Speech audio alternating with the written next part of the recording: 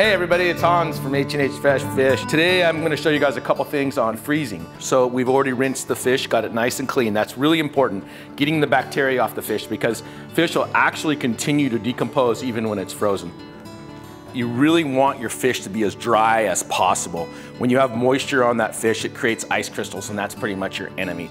Got some beautiful chili pepper rockfish in this case, and straight into the bags.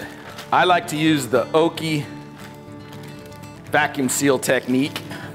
So use a common Ziploc bag, get it as flat as possible. You start it till you get the snap, feel it start, and go all the way, and you leave your one little hole right there. Then I usually give it a flip over, and then you're able to push out all of the air. Give it a nice massage, and then you have that little hole right there, and you finish it with that finger. Whoop!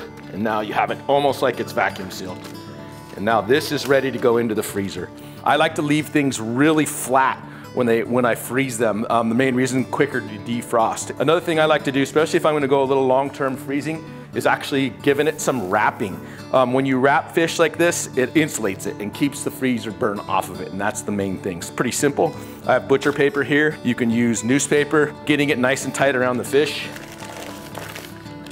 I like to put the type of fish and the date it was caught out there. That way, if you got a couple different things, you're all set. When you're ready to defrost the fish after it's been in the freezer, this obviously hasn't been frozen, but I froze mine nice and flat like this.